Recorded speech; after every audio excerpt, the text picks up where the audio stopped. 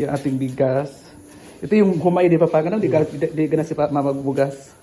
Si Mama kasi hindi siya mahilig sa bigas na ganito. Gusto niya mais talaga si Mama. Kaya ito yung bumili din si Papa ng mais. Ayan si Mama, oh.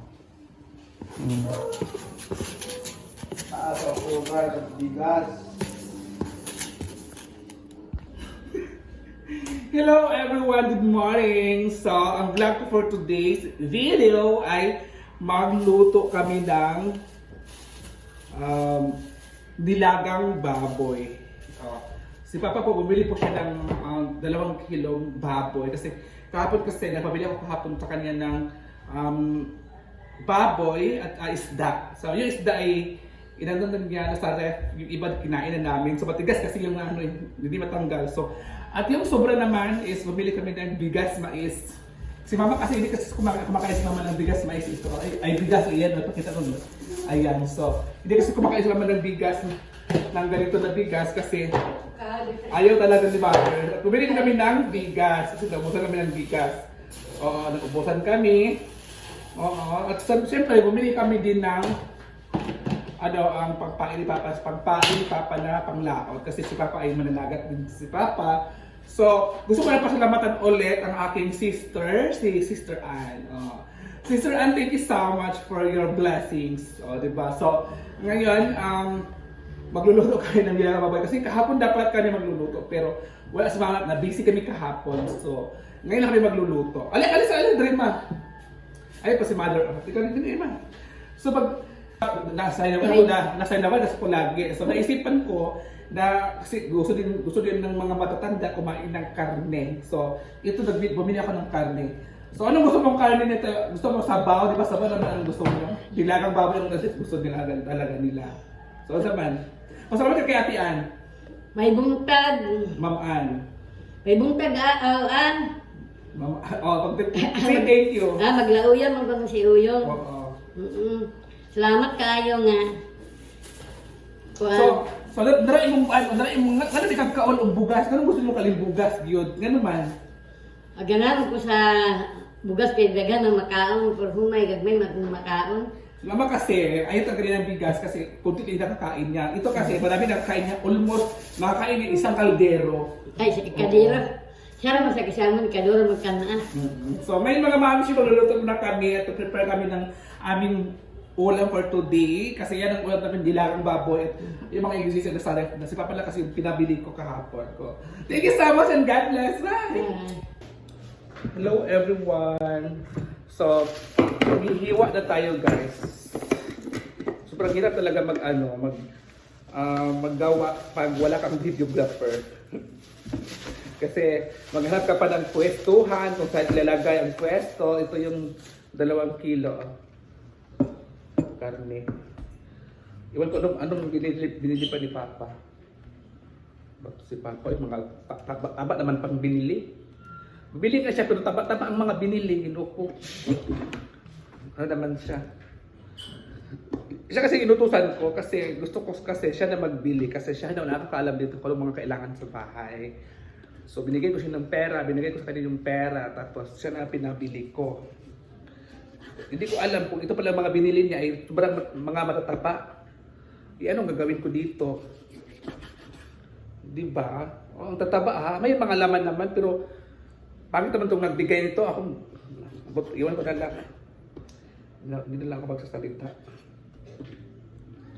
Taba naman ito lahat ha. Wala naman itong laman. Ginoo ko ang binili. Ay! Bumili nga pero mataba naman lahat. Sa bagay kasi bala na basta. Kasi sila kasi gusto kasi nila karne. So sabi ko sige bili tayo ng karne.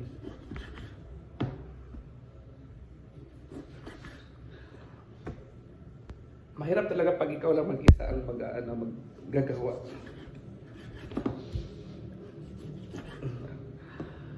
Ang lamig. Hindi pa ako nagkakape guys. Kasi ako lang mag-isa dito sa bahay ngayon. Nagsialisan ng mga tao.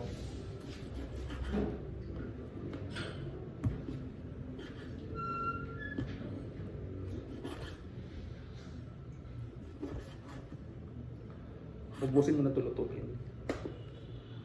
Or itira ko yung isa. Or ito na lang yung itira ko. Ito na yung ititira ko. Ito lulutuin ko.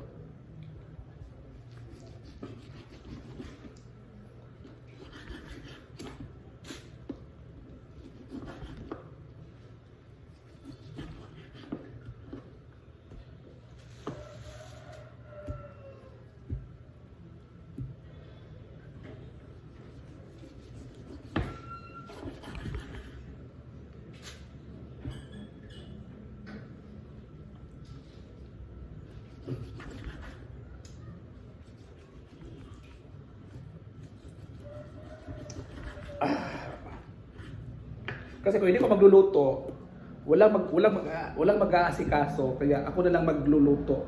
Kaya kahapon, wala nag-asikaso, so hindi ako nakapagluto.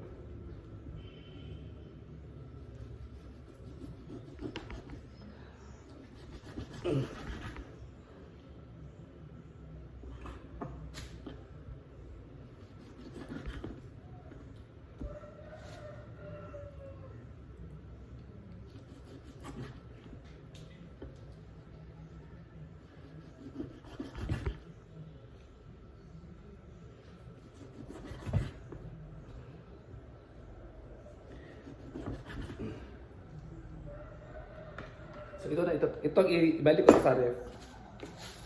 Karne. Yan na yung lulutuin ko. Kaya ito na guys, ito na yung karne natin na 2 kilo. Thank you so much, Sister Ann. Bye-bye. Ipangita na mo ang wallet na wala. But upset ko, ibutan. Na guys, so lulutuin na namin yung karne. Ayan po kasi ang request ni Mama at ni Papa na gusto sila kumain ng karne. Oo. So inugasan na siya. Nagbili din ko karne dala sa ref. Bilhin ka? Wala no, ginot na sa ref. Kaya kita na may mga on, so may tira pa sa ref eh. Oh. Balik ka kilo.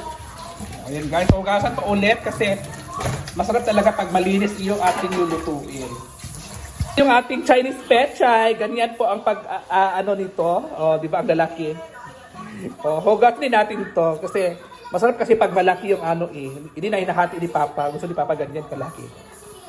Ang ating Chinese pechay, hugasan din natin to. Kay Mother. Ang masarap pa talaga pag madaming Chinese pechay. Oh, pati hugasin po ni Ma. Ah. So ilalagay natin ito doon sa kaldika apoy. So ayan na yung apoy natin. Lagi. Salang na natin guys. Siyempre, meron din kaming isda ngayon dito mga mamsyo na kuhuli ni Papa kagabi kasi si Papa kasi bumili siya ng pampain niya kahapon na binigay ni ate. So yan po yung isda na nahuli ni Papa. Ito ay aming uulamin or stock sa aming ref para kasi bigas na kami. So wala na kaming problemahin. May ulam na din. May isda na din. Oo, di ba? So ilalagay natin sa lagayan.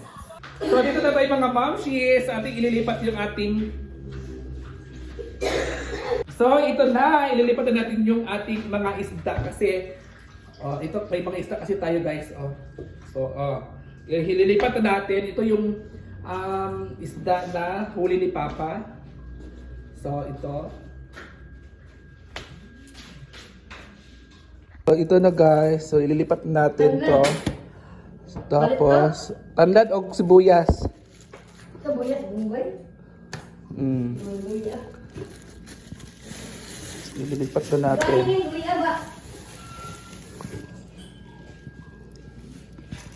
So ito yung ating ililipat. Gimana di mo ko apa? So ito.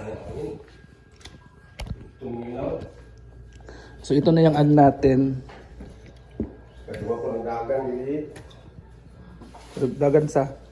Uli kay may sapul yung sa hangin ah. Sukayo. So hangin di ka. Kuso di ka hangin sa loud. Yung hangin.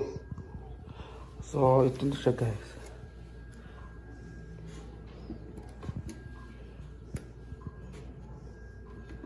Ay. Meron din siyang mga malalaki. Meron ding maliit. Pero mas more on malaki tayo dito ngayon. Kaysa dati, nung una is maliliit talaga siya. Ngayon, malalaki na. Yung maliit dati, lumaki na ngayon. Di ba? Ito na. So yan na guys, yung ating ulam for... Ay, ito din yung ating i-ref.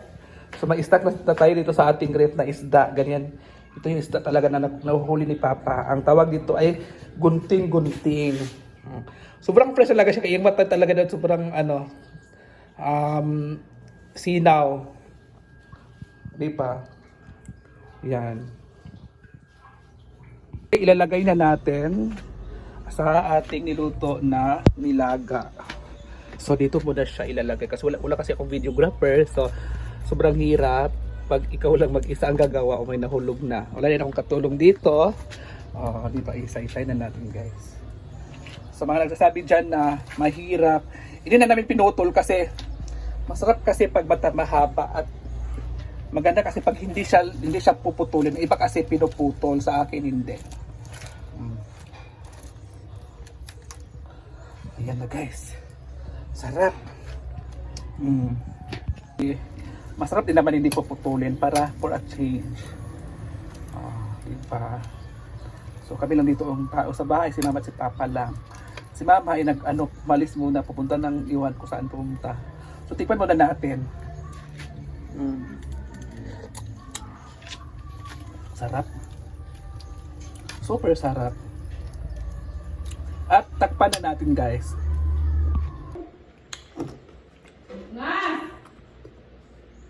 Ayun na! Gwen!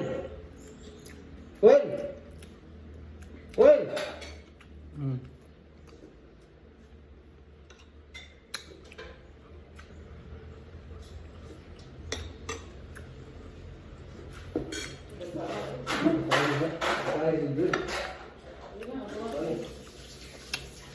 Ay, nagto ka pa. Ito, tiyan natin mo.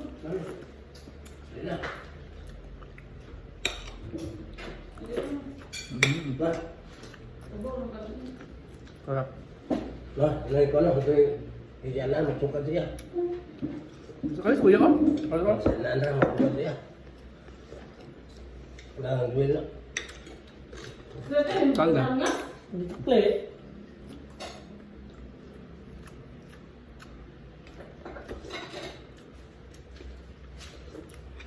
Naliran mga angkaran. Pakawalan.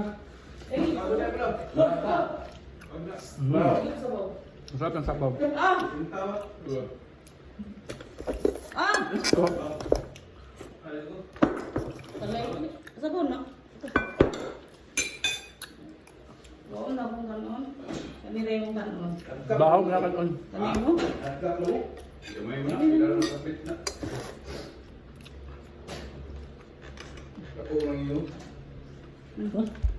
Mauran. Mauran ba? Ay, bako? Uy, lamigin sa bako. Ran, lamigin sa bako. Ay ba? Sabong nun? Okay, ako sa bako na ito lang. Sila, nyarin mo din ha. Kain ng mga mamsi.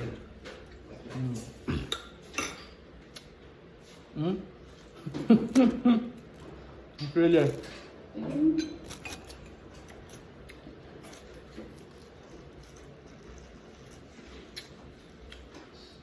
Masarap kasi mag-sailing.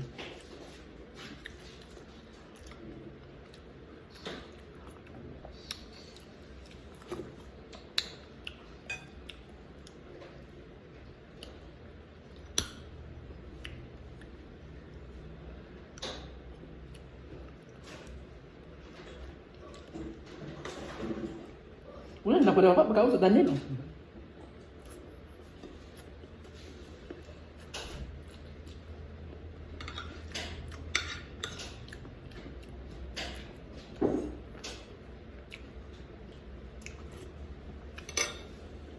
Okay na. Hmm? Okay na. Ang ganda, napapakaw sa dani oh.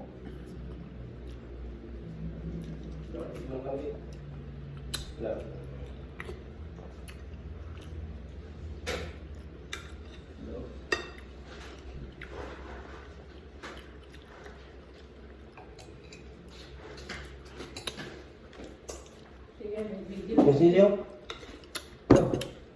Kasi, yan kay. Kung ka pa dininuan. Kan so. Salo. Pa? Salo kami. Kapag ito. Suul pa kayo mutiya? Suul na rin. Batag uskupan mo.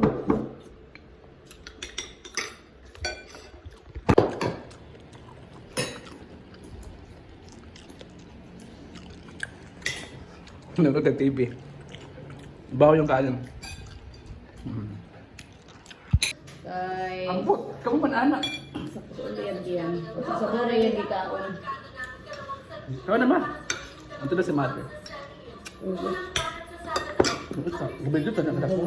Doon, pagsuka doon. Ma.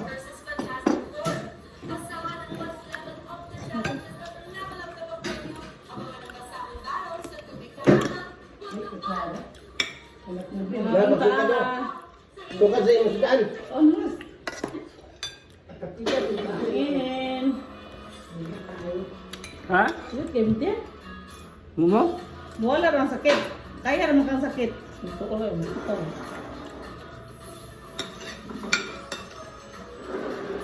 Katura na yung nilugaw ko.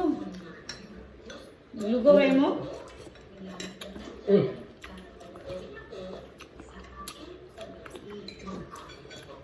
Binay ko lang mo. Hindi mo nahugaw? Ah, rami nga. Ito. Sobrang nagkanon na.